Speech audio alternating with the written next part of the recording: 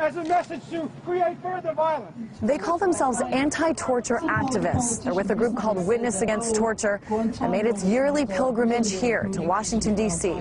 to bring attention to the fact that the detention facility at Guantanamo Bay is still open. There are, in fact, 173 men still detained there, and they're represented by people here in jumpsuits. They started the rally in front of the White House, the home of U.S. President Barack Obama, who started off his presidency with a pledge to close down the detention facility at Guantanamo Bay. And yet, 2 years later, it is still open. And nearly 50 of those 173 men inside are considered too dangerous to release, but too difficult to prosecute. So what then? Do they stay until they die? A decade of war. Though they've come out here for the last several years, there is a slight change this year to the prison uniform. Many here are wearing stickers with the image of Private First Class Bradley Manning. He is accused of leaking those secret documents to whistleblower website WikiLeaks. He's being held in solitary confinement, though he hasn't been charged. And a lot of people here say this is torture in the same way that the prisoners being held at Guantanamo Bay are also tortured. Reporting in Washington, Christine Frizzau, RT. And speaking of revelations from Guantanamo Bay, WikiLeaks founder Julian Assange has referred to yet another batch of files that he has. Apparently, they're the personal files of all the prisoners who've been held at Gitmo. No word, though, on when and if they're going to be published. And, of course, Assange remains at the center of all the WikiLeaks media hype. But as he conducts interviews from a mansion in England, Private First Class Bradley Manning, the soldier the military believes is responsible for downloading and, of course, leaking all this information, he's being held in solitary confinement at the Quantico Marine Corps Base in Virginia. Now, this is causing groups like the Psychologists for Social Responsibility to speak out. And the president of that group, Stephen Souls, is talking to us from Massachusetts for more. Stephen, very good to see you. So you wrote a letter, I have it right here, to Defense Secretary Robert Gates. What drove you to write this letter? And talk a little bit more about what you're urging him and the Obama administration to do in regards to Manning. Well, our organization, Psychologists for Social Responsibility, has been very concerned about torture and psychological torture in particular for a number of years. And one of the aspects of psychological torture, one of the techniques used, is isolation. So we were very concerned when we heard that Bradley Manning, who, it's important to understand, has not been convicted of any crime, has been held in solitary confinement now for 5 months, since July. And our understanding, as he's reported by his attorney and it's pretty much confirmed by the government, is he's kept in his cell 23 hours a day. He's not allowed to even exercise. He tries to do push-ups. They go in and stop him. He's not allowed to sleep during the day. He has virtually nothing to do.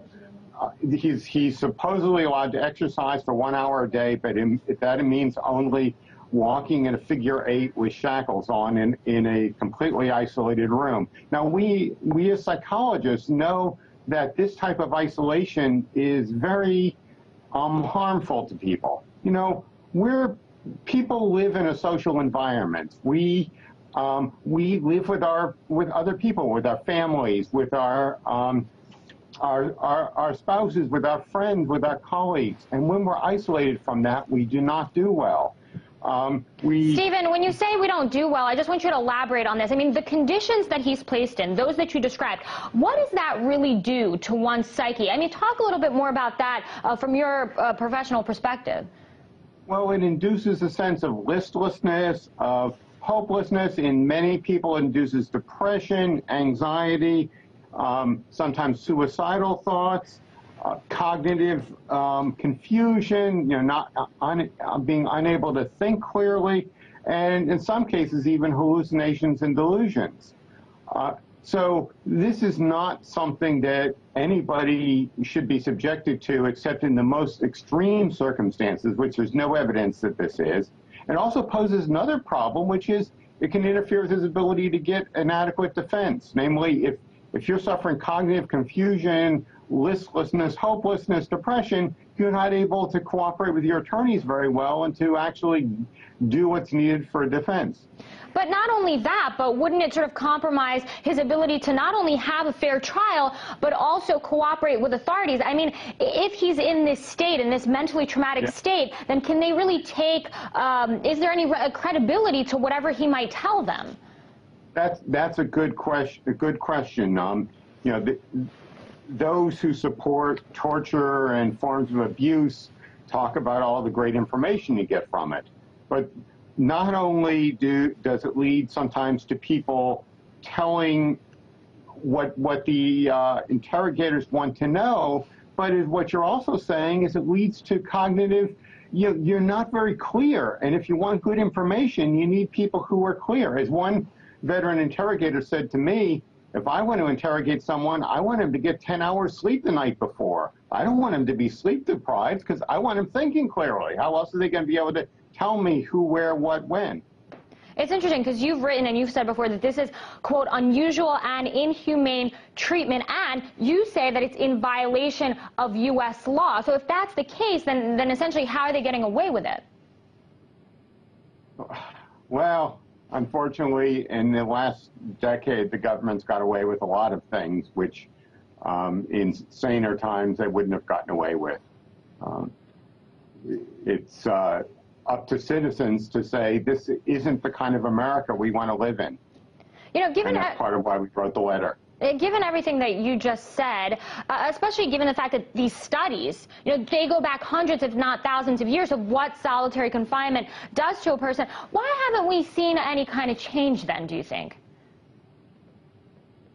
Well, unfortunately, over the last 40 years in our country, we've had a very punitive attitude toward prisoners. And that's solitary confinement is sort of the ultimate in punitive nature.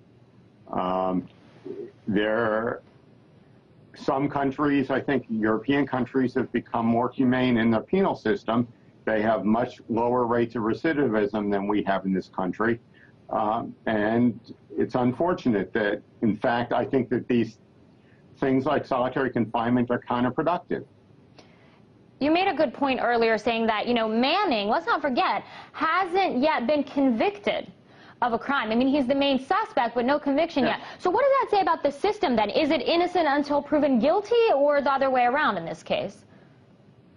Well, we don't know what's going on. I mean, there is speculation that there may be attempts to pressure him to cooperate in getting Julian Assange. You were talking about it in the lead-up. I don't know. I mean, I don't have insights to what the government's up to. To some degree, this is a brutality that sometimes goes on in our justice system. To some degree, this is, I think, punishment for him, that they're trying to send a message that this is what will happen to whistleblowers. And there may be other factors we're unaware of. Oh, it's a very interesting. But it really doesn't matter. This is not what should be done. It's not right. That's a very interesting point. What message does this send? And are they doing this to Manning in order, like you say, to send that kind of message? Stephen Stoltz, president of Psychologists for Social Responsibility. Thanks so much for your time and analysis today, Stephen.